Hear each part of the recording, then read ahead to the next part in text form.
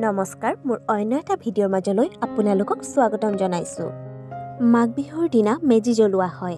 লগতে মাঘ বিহুক ভোগালী বিহু বুলিও কোৱা হয়। এই মাঘ বিহুৰ দিনা ঘৰলৈ কেইটামান বস্তু আনিলে ঘৰত সদায় সুখ সমৃদ্ধি বৃদ্ধি হয়। ঘৰলৈ কেতিয়াও দৰিদ্ৰতা নাহে। সনাতন ধৰ্মমতে মকৰ সংক্ৰান্তিৰ দিনটো বহুত মহত্বপূৰ্ণ হয়। কাৰণ এই মকৰ সংক্ৰান্তিৰ দিনাৰ পৰাই সূৰ্যদেৱে মকৰ ৰাশিত প্ৰৱেশ কৰে। সেয়েহে এই দিনটো মকৰ সংক্ৰান্তি বুলি কোৱা হয়। মকৰ সংক্ৰান্তিৰ দিনা ৰাতিপুৱা উঠি গা পা ধুই সূৰ্য দেৱতাক জল অৰ্পণ কৰিব লাগে। ইয়াৰ ফলত আপুনি শুভ ফল পাব পাৰিব। এই দিনটো দান কৰিলে 100 গুণ বৃদ্ধি হয় বুলি কোৱা হয়। মকৰ সংক্ৰান্তিৰ দিনা এটা বস্তু ঘৰলৈ আনিলে ঘৰৰ পৰা নেগেটিভ এনাৰ্জিবোৰ আঁতৰি যায়।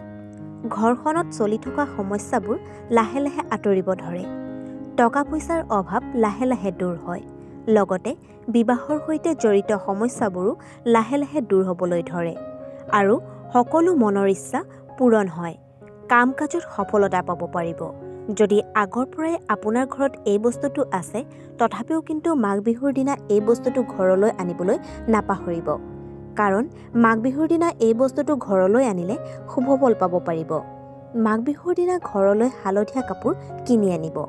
মাঘ বিহুৰ দিনা ঘৰলৈ হালধীয়া কাপোৰ কিনি অনাটো অতি শুভ বুলি মনা হয়। এই হালধীয়া কাপোৰটো পিন্ধি আপুনি যি কামতেই যাব, সকলো কামতেই সফলতা পাব। মাঘ বিহুৰ দিনা ক'লা তিল কিনি ঘৰলৈ আনিব। সেই তিলখিনি যদি দুখীয়া লোকক দান কৰে, তেন্তে শুভ ফল পাব পাৰিব। এই কামকেইটা কৰিলে চমৎকাৰ ফল পাব। লগতে আপোনাৰ ঘৰত সুখ শান্তি বৃদ্ধি পাব। মাঘ বিহুৰ দিনা ঘৰলৈ এখন সূৰ্য উদয় হোৱাৰ ফটো কিনি আনিব। ফটোখনে আপোনাৰ ঘৰত থকা বাস্তুদোষসমূহ দূৰ কৰিব। এই ফটোখন আপুনি ঘৰৰ পূব দিশত ৰাখিব। ইয়াৰ ফলত আপোনাৰ ঘৰত যি আৰ্থিক সমস্যা হৈ আছে, সেয়া দূৰ হ'ব। সেয়েহে মাঘ বিহুৰ দিনা এইকেইটা বস্তু ঘৰলৈ কিন্তু আনিবলৈ নাপাহৰিব। আশা কৰোঁ ভিডিঅ'টো চাই ভাল পালে।